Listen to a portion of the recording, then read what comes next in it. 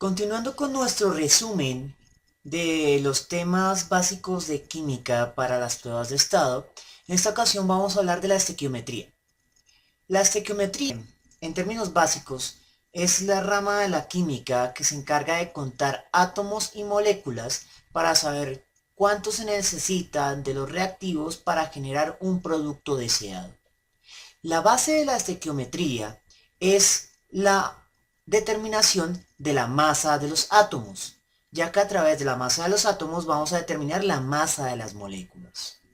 Determinar la masa de un átomo es algo muy difícil de decir, pero muy difícil de hacer, principalmente porque no existe una regla en la naturaleza que nos determine de manera absoluta cuáles son las masas de los átomos. Son los químicos los que tienen que decidir dichas reglas. Entonces, si vamos a determinar la masa de los átomos, se esperaría que la regla de medición sea el átomo más ligero posible. De hecho, esta idea tiene sentido bajo la idea de que todos los demás átomos en la tabla periódica se sintetizan naturalmente en el núcleo de las estrellas a partir del hidrógeno, el átomo más simple, o a partir también del hidrógeno en las supernovas cuando las estrellas grandes explotan. El problema fundamental es que la masa del hidrógeno es demasiado pequeña y generaría desviaciones a la hora de determinar la sumatoria de la masa en átomos pesados como el uranio. Es por esto que los químicos decidieron emplear al isótopo número 12 del carbono para determinar la regla de determinación de las masas atómicas. Sin embargo, ¿qué rayos es un isótopo? Debemos recordar que en el interior del núcleo de un átomo hay dos tipos de partículas diferentes. Los protones, que van a determinar la identidad del elemento, y los neutrones, que son algo así como el pegamento, que evita que los protones de carga positiva sean repelidos unos con otros por sus propias cargas positivas. Recordemos que aquí sigue aplicando la regla de los imanes. Positivo y positivo se repele. En consecuencia, los neutrones actúan como ese pegamento que evita que los núcleos colapsen. En cualquier caso, todo átomo que posea 6 protones va a ser definido como átomo de carbono. Sin embargo, no todos los átomos del carbono poseen la misma cantidad de neutrones. Y dependiendo de la cantidad de neutrones, se define la existencia de los isótopos. En el planeta Tierra, los isótopos más importantes del carbono son el carbono 12 y el carbono 13. Este 12 y 13 no significa que sean 12 neutrones. El 12 se refiere a la suma de protones y neutrones, mientras que el número que se encuentra abajo hace referencia a la cantidad de protones, es decir, de partículas de carga positiva que definen la identidad del elemento. Como ambos tienen la misma cantidad de protones, partículas con carga positiva, entonces ambas son el mismo elemento. Sin embargo, la suma de protones y neutrones en el núcleo de ambos átomos es diferente, y eso se debe a la diferencia de neutrones. Por ejemplo, en el carbono 12 vamos a tener 6 protones, 6 neutrones, y la suma de 6 más 6 me da el número 12, que será el número de masa perfecto del carbono 12. Por el contrario, en el carbono 13 voy a tener los 6 protones y 7 neutrones, de manera tal que 7 más 6 me da el número de masa perfecto del carbono 13, que es precisamente el 13. Sin embargo, en una muestra de carbono cualquiera, la cantidad de isótopos es diferente, y a esa cantidad diferencial de isótopos la denominamos riqueza. En el planeta Tierra, el isótopo más rico es el carbono 12. Eso significa que en cualquier muestra de carbono que encontremos en el planeta Tierra, la mayor cantidad de átomos allí presentes van a ser de carbono 12 y solo una minoría van a pertenecer al carbono 13. Incluso pueden existir otros isótopos mucho más raros como el carbono 14. Debido a que otros isótopos como el carbono 14 son absurdamente poco ricos en el planeta Tierra, por lo general los libros de texto nos mandan el ejemplo únicamente con el carbono 12 y el carbono 13. Entonces se nos dice que el carbono 12 va a tener una riqueza del 98,9% y el carbono 13 va a tener una riqueza del 1,1%. En base a los números de masa perfectos que vamos a definir con la variable A, masa atómica, entonces vamos a definir una unidad de medida atómica, completamente arbitraria, en base al carbono 12 precisamente. Entonces el carbono 12, que posee 6 protones y 6 neutrones, se define como el poseedor de 12 unidades de masa atómica. En otras palabras, lo que hicieron los científicos es determinar la masa del carbono 12 y después dividir dicha masa entre 12 para obtener la unidad de masa atómica, que es con lo que se mide la masa de los demás átomos. Sin embargo, nuevamente, en la tabla periódica, cuando yo observo la masa del carbono, me doy cuenta de que no se hace referencia al carbono 12 o al carbono 13, pero adicionalmente me encuentro con que el valor de la masa no es perfecto, no es exacto, sino que tiene una serie de decimales. Entonces vamos a ver la razón de eso. Entonces, la masa de la tabla O, masa promedio de un elemento. Digamos que tengo una tabla periódica en la que me dicen que la masa del carbono es de 12,011 unidades de masa atómica. Ya sé que ustedes pueden tener tablas periódicas que posean más dígitos significativos, es decir, más decimales, pero vamos a asumir que mi tabla tiene únicamente 3 decimales de significancia. Ahora, ¿cómo es que se llega a ese valor? La fórmula de la masa promedio para un elemento va a ser igual a la suma de el producto de una pareja de datos, siendo el primer miembro de la pareja la riqueza del isótopo expresada en frecuencia multiplicado por la masa atómica de dicho isótopo expresada en unidades de masa atómica. Ya sé que el símbolo de sumatoria puede resultar chocante, pero es bastante simple. Este símbolo simplemente nos indica que sume desde el primer miembro o primer pareja hasta el último miembro o última pareja. Entonces lo que vamos a hacer es una tabla. Vamos a tener los isótopos, vamos a tener la riqueza expresada en frecuencia, es decir, un número menor a 1 pero mayor que 0, y vamos a tener la masa atómica de cada isótopo expresada en unidades de masa atómica. Para el carbono 12 vamos a tener que la riqueza expresada en frecuencia va a ser igual a 0,989. Pero ¿de dónde saqué este valor? Lo saqué del valor de riqueza que nos debe dar el problema. Entonces, si la riqueza expresada en porcentaje es el 98,9%, este valor al dividirse entre 100 me va a arrojar la magnitud de la riqueza expresada como una frecuencia.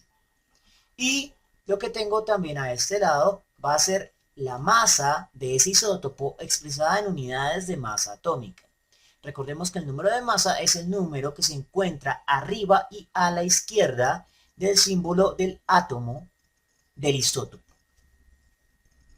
Vamos a hacer lo mismo para el carbono 13 y observemos aquí que será 1,1 dividido entre 100, lo que nos debe dar el resultado de 0,011.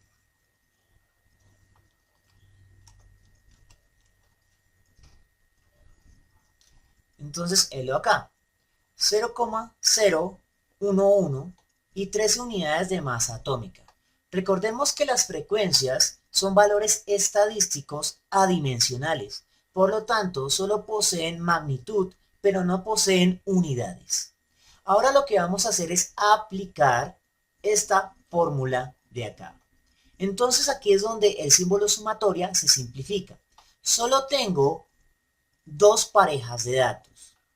Tengo una masa, una frecuencia, que será la primera pareja, una masa, una frecuencia, que será la segunda pareja. Entonces, ¿qué es lo que hago?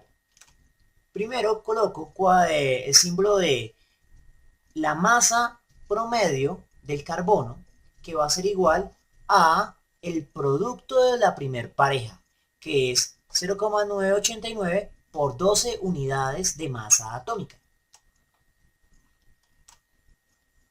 Y luego coloco el más, que es lo que me indica el símbolo sumatoria, y coloco el producto de la segunda pareja, 0,011 por 13 unidades de masa atómica. Posteriormente, lo único que hay que hacer es la multiplicación en ambos casos y después la suma. Y el resultado es 12,011 unidades de masa atómica. En el caso raro de que les toque hacer un cálculo semejante en una prueba de estado, deberán tomar en cuenta que los productos o operaciones aritméticas que les toque realizar muy posiblemente sean más simples. Pero el razonamiento físico-químico va a ser exactamente el mismo. Ahora, ¿de qué nos sirve la masa atómica de un elemento o masa que se encuentra en la tabla periódica? Resulta que unidades de masa atómica no es una unidad que nos sirva mucho, pero por lo menos nos va a servir para definir la masa de las moléculas. Y es que resulta que en estequiometría es muy común que necesitemos la tabla periódica para calcular la masa de una molécula. Entonces, ¿cómo calculamos la masa de una molécula? Inicialmente debemos estar conscientes de la fórmula molecular y de dos cuestiones. La cantidad de átomos que compone a cada elemento en la molécula y los elementos diferentes que componen la molécula. Entonces, la masa de una molécula binaria va a ser igual a la cantidad de átomos por la masa atómica promedio del elemento determinado. Y se hacen parejas. En este caso, el elemento X está repetido n veces y el elemento Y está repetido m veces. Entonces, la primer pareja va a ser n veces la masa atómica del primer átomo más m veces la masa atómica del segundo átomo. Asumo que no entendieron nada. Y esto se hace mucho más claro con un ejemplo. Entonces, digamos que necesitamos calcular la masa molecular del agua. Y para esto nos dan la masa atómica del hidrógeno y la masa atómica del oxígeno promedios. Y expresados sin decimales. Es muy común que en las pruebas de estado nos redondeen todas las masas promedio de los elementos a sin decimales para realizar la aritmética de estos problemas de manera mucho más sencilla. Entonces, voy a escribir la variable que me están solicitando, la masa molecular de la molécula de agua. Entonces voy a comenzar con la primer pareja, que va a ser hidrógeno y su cantidad de átomos. Primero, entonces va a ir la cantidad de átomos, que va a ser 2 en este caso, multiplicado por la masa atómica del hidrógeno, que es una unidad de masa atómica. Y me queda 2 por una unidad de masa atómica. Y hago lo mismo con el oxígeno. En el caso del oxígeno solo tengo un átomo multiplicado por su masa atómica, que es 16 unidades de masa atómica. El resultado es 1 por 16. Ahora lo único que resta es la aritmética del proceso. 2 por 1, 2, 1 por 16, 16. Y nos queda 2 más 16 igual a 18 unidades de masa atómica. Ahora ustedes realicen el mismo procedimiento, pero para el ácido sulfúrico. Y se les da la masa atómica promedio del azufre expresada a sin decimales, igual a 32 unidades de masa atómica. Bien, la respuesta del problema es la siguiente. Tengo que se repite el hidrógeno 2 veces y su masa atómica es de 1. Tengo el azufre que se repite una vez y su masa atómica es de 32. Y tengo 4 oxígenos y su masa atómica es de 16. Para ahorrar espacio y tiempo, voy a expresar la unidad de masa atómica como un factor común que sale de las 3 parejas. Y el resultado es 98 unidades de masa atómica. Entonces ya podemos calcular la masa de la molécula. Sin embargo, la unidad en la cual expresamos la masa sigue siendo el condenado problema, porque unidades de masa atómica no nos sirve para calcular cantidades en el mundo real, ya que en el mundo real empleamos el Sistema Internacional de Unidades, que va en términos de la masa expresarse o en kilogramos o en gramos. Entonces, ¿qué es lo que hicieron los químicos? Los químicos desarrollaron una cantidad de sustancia estandarizada en la cual existiera una cantidad de partículas estandarizada que nos permitiera relacionar los gramos con las unidades de masa atómica rápidamente. Esa cantidad estandarizada se denomina el mol y la cantidad de partículas en el mol es el famosísimo número de Avogadro, que a esas alturas del partido espero que ya se lo tengan memorizado. 6,022 por 10 a la 23 partículas por cada mol de sustancia, siendo que las partículas pueden ser electrones, átomos, moléculas, entre otros. El número de Avogadro me permite definir una nueva variable llamada masa molar. Es parecida a la masa atómica, de hecho tienen la misma magnitud, lo que cambia es la unidad. Si tengo una unidad de masa atómica, en masa molar voy a tener 1 gramo. Si tengo 2 unidades de masa atómica, en masa molar voy a tener 2 gramos. Y así sucesivamente. Entonces, para los ejemplos que hicimos anteriormente, si tengo 18 unidades de masa atómica para la masa del agua, para la masa molecular, entonces la masa molar del agua va a ser 18 gramos por cada mol de sustancia. En el caso del ácido sulfúrico, que tenía 98 unidades de masa atómica, su masa molar va a ser 98 gramos por cada mol de sustancia. Es importante no omitir el mol de sustancia, que es la unidad que nos permite hacer el puente entre unidades de masa atómica y gramos. Y eso nos lleva a una de las fórmulas más importantes en la estequiometría, y es la que me relaciona gramos de sustancia, cualquier gramo de sustancia, con cualquier cantidad de moles de sustancia a través de la masa molar que se encuentra en la tabla periódica. Y es esta fórmula de acá. Y se lee del siguiente modo. La masa de cualquier sustancia en gramos va a ser igual a la masa molar de dicha sustancia que se calcula a través de la tabla periódica multiplicada por la cantidad de moles que se tenga de dicha sustancia.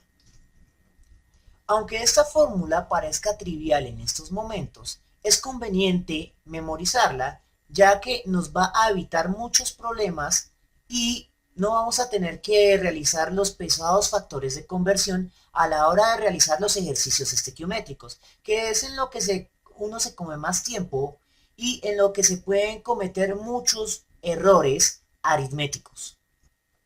El siguiente tema que generalmente se consume mucho tiempo de aula cuando se ven esos temas normalmente es el balanceo. Y hay varios métodos de balanceo dependiendo de si las sustancias reaccionan normalmente o en ambiente ácido o en ambiente básico, de si son óxido-reducción, etcétera, etcétera. Sin embargo, en sus pruebas de estado, el balanceo es muy simple. En la mayoría de los casos les van a entregar ya sus reacciones balanceadas. Y en el caso muy raro de que tengan que balancear alguna reacción, dicha reacción va a ser absolutamente simple y por lo tanto se va a poder realizar el balanceo por tanteo. Método de balanceo que ustedes ya conocen a la perfección y se basa en cumplir la ley de la conservación de la materia para reacciones no nucleares.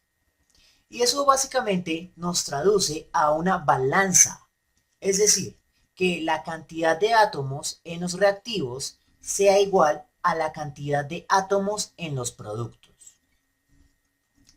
Por ejemplo, la molécula del hidrógeno gaseoso tiene dos átomos, pero al haber 12 moléculas, cada una con dos átomos, vamos a tener en total 4 átomos de hidrógeno y 2 átomos de oxígeno para producir 2 moléculas de agua. Cada molécula de agua va a tener 2 átomos de hidrógeno y un solo átomo de oxígeno. Al revisar la balanza estequiométrica tenemos 4 de hidrógenos a la izquierda, 4 de hidrógenos a la derecha, 2 oxígenos a la izquierda y 2 oxígenos a la derecha.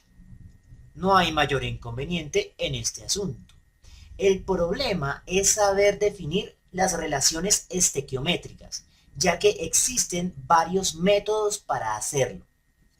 Es posible que a ustedes les hubieran enseñado en su curso normal de química el método de la regla de 3 y el método del factor de conversión, pero resulta que no son los únicos métodos para resolver este tipo de problemas. Existe un tercer método, que es el método analítico algebraico. Ahora, en las relaciones estequiométricas vamos a tener tipos de preguntas muy comunes y básicamente siguen la estructura de si yo tengo un cierto número de sustancia en reactivo, ¿cuánto producto genero? O si quiero generar cierta cantidad de producto, ¿cuánta cantidad de reactivo debo generar? Otro tipo de preguntas es identificar el reactivo límite y el reactivo en exceso. Adicionalmente, vamos a tener 3 tipos de relaciones. Las relaciones más simples son las que van de mol de sustancia A, reactivo producto, a mol de sustancia B, reactivo o producto. Las otras relaciones son de mol a gramo y de gramo a gramo, siendo las relaciones de gramo a gramo las más complejas y generalmente las más largas en realizar y postular por el método, ya sea de reglas de 3 o de factores de conversión. Entonces vamos a examinar 3 preguntas del tipo que relaciona mol de una sustancia con moles de la otra sustancia. Pero en este caso lo vamos a resolver por el método analítico algebraico. Vamos con la primera pregunta. ¿Cuántas moles de agua se producen si tengo el doble de hidrógeno y suficiente oxígeno? Entonces, el núcleo en toda relación estequiométrica va a hacer determinar la balanza estequiométrica algebraica entre las dos sustancias problema que nos están solicitando. Entonces vamos a identificar las sustancias problema. Entonces vamos a tener moles de agua y vamos a tener hidrógeno. Como nos dicen que hay suficiente oxígeno, él no nos interesa en ese problema. Por lo tanto, vamos a tener que realizar una relación algebraica entre el agua y el hidrógeno. Entonces, para construir la balanza estequiométrica, lo que vamos a hacer es escribir la siguiente expresión. N significa cantidad de moles o variable mol. Y el subíndice acá es lo que nos da la identidad de los moles. Entonces esto se lee completamente como moles del dihidrógeno, que van a ser iguales a los moles del agua. Ahora, como el ejercicio nos dice que tenemos suficiente oxígeno, el oxígeno no lo tomamos en cuenta para resolver este punto. Y solo nos vamos a enfocar en el dihidrógeno y en el agua. Y vamos a observar la cantidad de moles que poseen en su reacción balanceada, que es una reacción de 2 a 2. Es una reacción de una cantidad igual a una cantidad igual, lo que se denomina como reacción de 1 a 1. Por lo tanto, esta relación expresada en este punto es la que necesitamos. La cantidad de moles del hidrógeno va a ser exactamente igual a la cantidad de moles del agua. Las reacciones de 1 a 1 son bastante rápidas, entonces vamos a responder simplemente. Originalmente tenemos 2 moles de dihidrógeno y 2 moles de agua. Entonces, ¿cuántos moles de agua voy a producir si tengo el doble de hidrógeno? Como el doble del hidrógeno serían 4 moles de hidrógeno, eso significa que voy a tener 4 moles de agua al final de la reacción. Sin embargo, no todas las relaciones estequiométricas son así de simples, no todas son 1 a 1. Observemos el segundo punto. ¿Cuántos moles de oxígeno necesito para producir 10 moles de agua? En este caso, vamos a asumir implícitamente, aunque el ejercicio no lo diga, que existe suficiente hidrógeno. Por lo tanto, el hidrógeno no lo vamos a tomar en cuenta en el análisis algebraico. Ahora, en este caso, tengo una reacción de 1 a 2. Un mol de oxígeno va a producir 2 moles de agua. ¿Qué voy a hacer con este tipo de ejercicios y en general con ejercicios más complejos con relaciones estequiométricas más difíciles?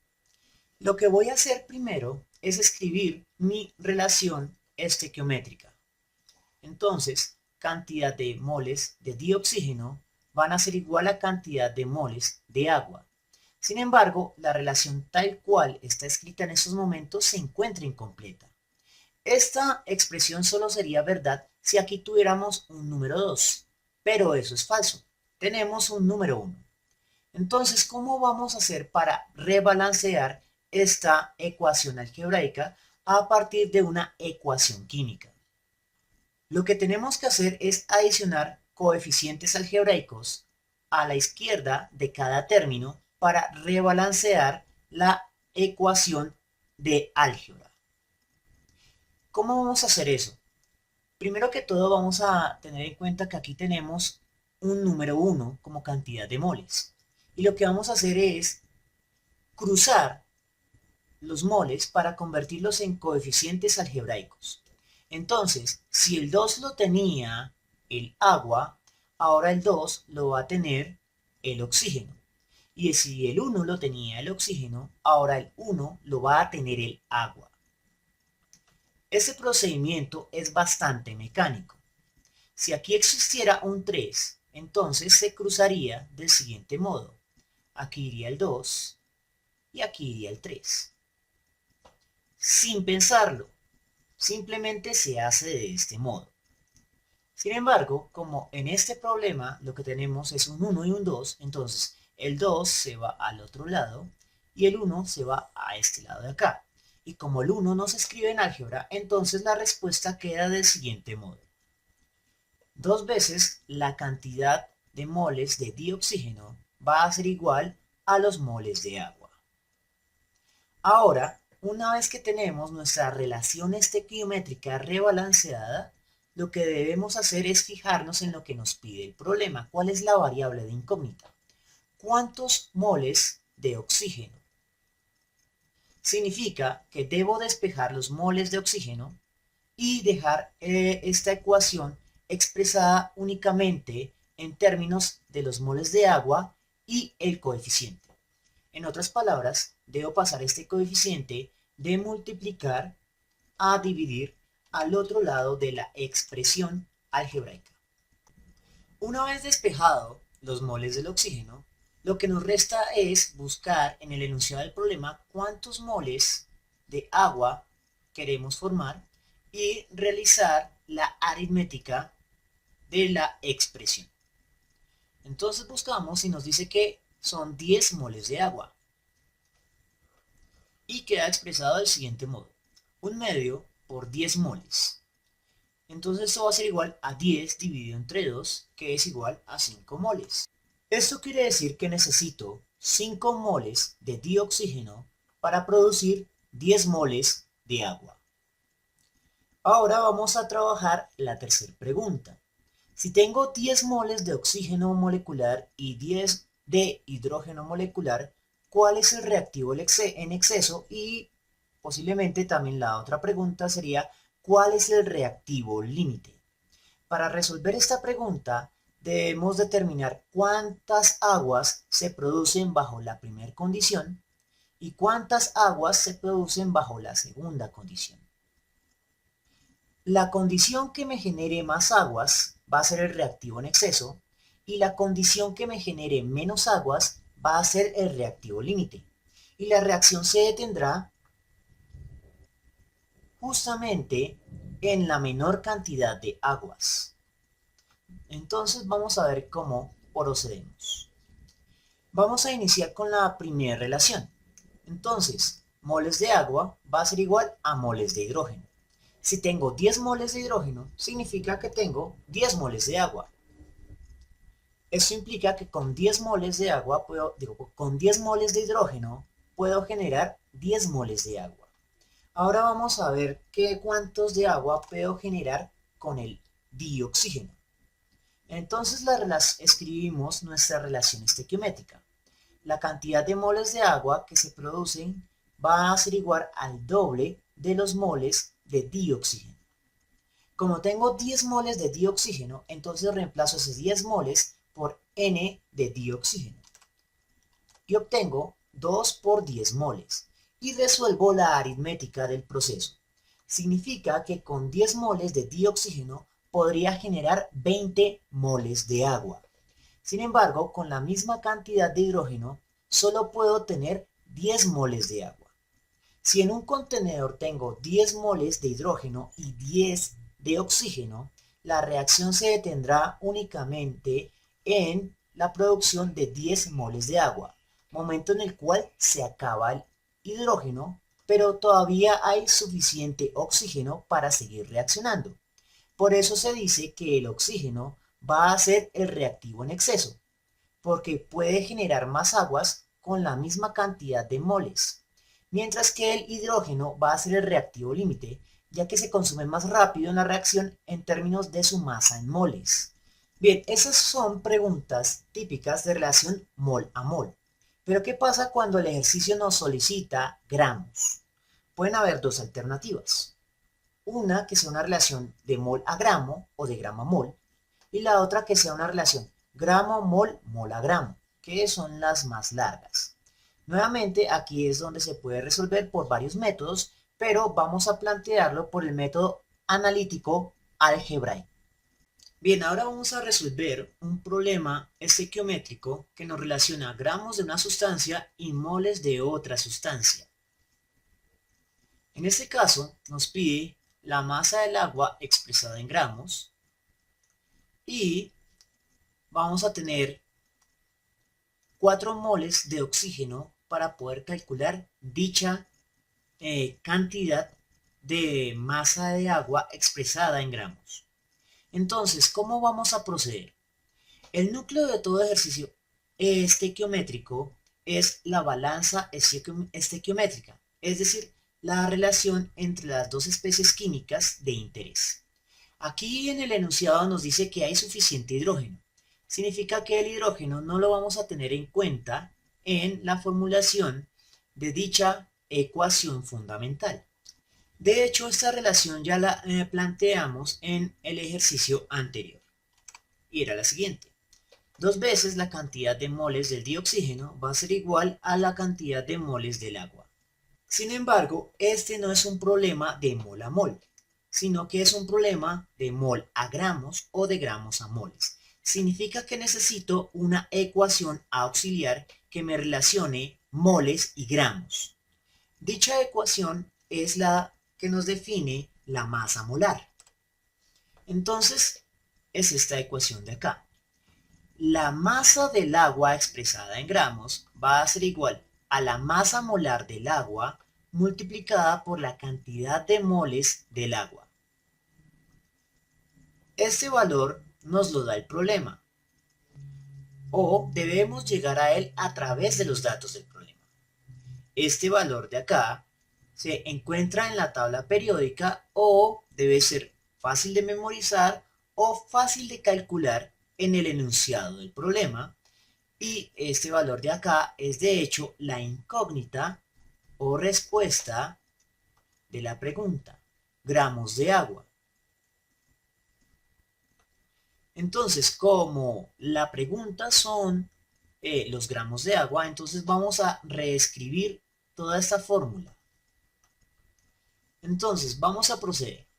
La masa molar del agua es la que habíamos calculado al inicio de esta lección, que era 2 más 16 igual a 18 unidades de masa atómica o 18 gramos por cada mol de agua. En otras palabras, toda esta variable de acá ya está resuelta. Ahora el problema es encontrar los moles de agua. Cuando nos vamos al enunciado del problema, nos damos cuenta que tenemos 4 moles, pero de oxígeno. Entonces debemos emplear al oxígeno para encontrar la cantidad de moles de agua. Y para eso nos vamos a la relación de balanza estequiométrica.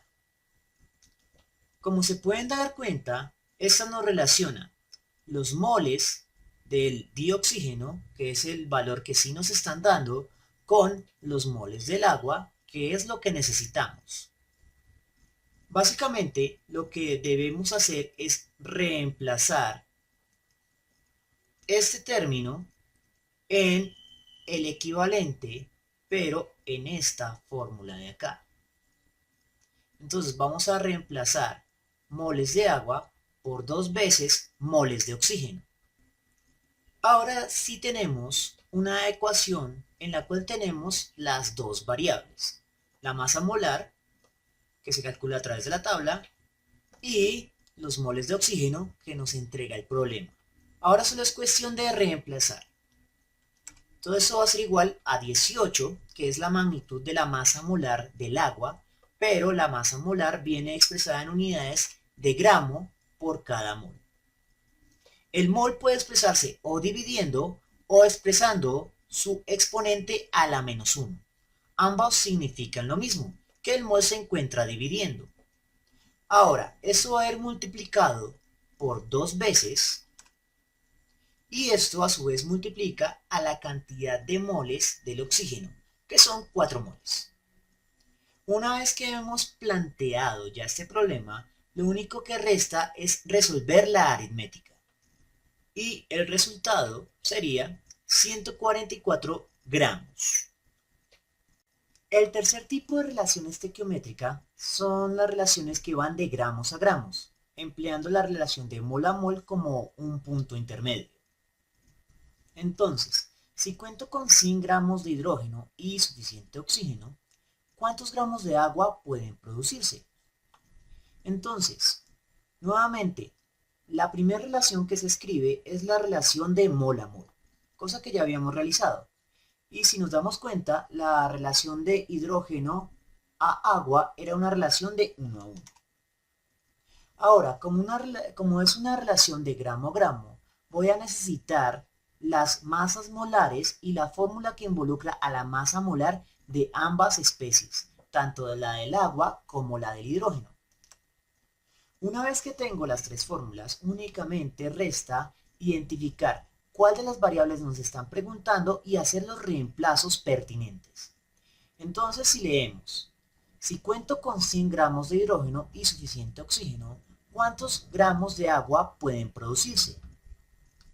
Entonces nos están pidiendo la masa del agua expresada en gramos. Significa que la fórmula con la cual vamos a comenzar va a ser la que nos define la masa molar para el agua, siendo esta la masa del agua expresada en gramos igual a la masa molar del agua en la tabla periódica multiplicado por la cantidad de moles del agua. Ahora vamos a empezar a rastrear. La masa molar del agua se puede calcular con los datos de la tabla o en este punto ya debería estar memorizada. La masa molar del agua es igual a 18 gramos por cada mol. Ahora, debemos buscar los moles de agua, cosa que no está expresada en el ejercicio. Entonces, si nos fijamos en la balanza estequiométrica, vamos a tener los moles de agua, que es lo que necesitamos, a través de los moles de hidrógeno. Si nos dirigimos al enunciado, tenemos masa de hidrógeno, pero no expresada en moles, sino en gramos. Sin embargo, vamos a iniciar el primer reemplazo. Vamos a reemplazar moles de agua por moles de hidrógeno. Ahora debemos buscar la última relación que nos relacione moles de hidrógeno con gramos de hidrógeno. Y esa es la fórmula de la masa molar para el hidrógeno. La masa del hidrógeno expresada en gramos va a ser igual a la masa molar del hidrógeno multiplicada por los moles del hidrógeno. Como lo que necesito son los moles del hidrógeno y lo que tengo son los gramos del hidrógeno, lo que significa es que debo despejar esta fórmula de acá, pasando la masa molar de multiplicar a dividir. Entonces me quedaría que los moles de hidrógeno van a ser igual a la masa del hidrógeno expresada en gramos dividido la masa molar del hidrógeno. Ambos datos los puedo obtener. La masa del hidrógeno expresada en gramos está en el enunciado del ejercicio, mientras que la masa molar del hidrógeno va a ser igual a la masa atómica del hidrógeno multiplicada por 2, ya que tengo 2 átomos de hidrógeno. Si la masa molar del hidrógeno es 1, significa que la masa molar del dihidrógeno va a ser igual a 2. Entonces lo que me resta es reemplazar estos dos términos donde se encuentre este equivalente, que es esta posición de acá. Entonces procedo a realizar el reemplazo. Bien, entonces ya tengo una fórmula en la cual tengo todos los términos. Masa molar del agua, 18 gramos por cada mol. Masa molar del hidrógeno, 2 gramos por cada mol. Y la masa del hidrógeno expresada en gramos, que va a ser igual a 100 gramos. Reemplazo para obtener los valores aritméticos, pero antes vale la pena un último detalle. Si nos damos cuenta, tengo una masa molar que multiplica y una masa molar que está dividiendo. Significa que tengo gramos por cada mol que multiplican y gramos por cada mol que dividen. Esto necesariamente implica que las dos unidades se cancelan. Y como se van a cancelar, voy a ahorrar tiempo y no las voy a escribir desde el principio. De manera tal que la única unidad que voy a escribir va a ser la masa del dihidrógeno expresada en gramos. Entonces tengo 18, y recordemos que las masas molares las vamos a escribir sin sus unidades, multiplicado por 100 gramos, que es la masa del dihidrógeno expresada en gramos, enunciado el ejercicio, dividido entre 2, que es la masa molar del hidrógeno, pero sin sus unidades, ya que se cancelarían las del 18 con las del 2. Y hacerlo explícitamente nos consumiría tiempo. Ahora lo único que resta es resolver la aritmética de este problema, que es básicamente 18 dividido entre 2 y luego multiplicado por 100. O sea, 9 por 100 o 900 gramos. El último tema que se analiza en estequiometría es la eficiencia de la reacción, pues resulta que no todas las reacciones van a producir el producto al 100%. ¿Eso qué quiere decir? Que los cálculos que hemos hecho anteriormente son cálculos ideales. Esta masa de agua es una masa ideal, pero las masas reales pueden ser menores a las ideales. Y para relacionar la masa real y la masa ideal, vamos a tener una constante denominada eficiencia de la reacción.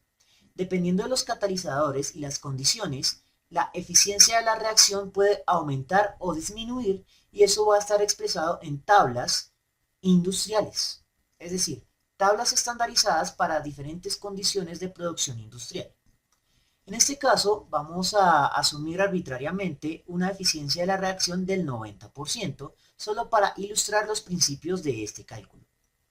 Entonces, una vez que tenemos la constante de la eficiencia de la reacción, vamos a tener la ecuación que nos relaciona la cantidad ideal con la cantidad real. Y es la siguiente. La masa real va a ser igual a la masa ideal multiplicada por la eficiencia de la reacción. Generalmente este cálculo se hace con respecto a la masa del producto generado, que es lo que le interesa a un ingeniero químico a nivel industrial. Una vez teniendo esto, lo que vamos a hacer es escribir los datos que tenemos. Vamos a emplear la masa del agua expresada en gramos igual al resultado del ejercicio anterior, es decir, 900 gramos. Pero ahora debemos multiplicarlo por la eficiencia de la reacción.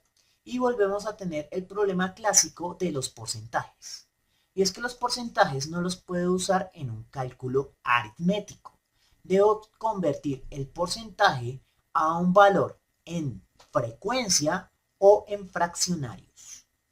En frecuencia, 90% sería igual a 0,9 y en fraccionario sería igual a 9 dividido entre 10. Para este tipo de cálculos, la forma más eficiente es la fraccionaria. Entonces, 9 dividido entre 10. Ahora, ¿cómo resuelvo esto? Voy a sacrificar un 0 que multiplica y un 0 que divide. Entonces voy a tener 90 gramos multiplicado por 9. Para facilitar el cálculo, puedo reescribir esto de la siguiente manera. 90 es igual a 9 por 10. Y reorganizo. 9 por 9, que será 81, y luego multiplico por 10, 810. Por lo tanto, la respuesta es 810 gramos. Bien, esto es todo lo que se puede decir en un resumen de estequiometría. Espero que les haya gustado y nos vemos en una próxima oportunidad.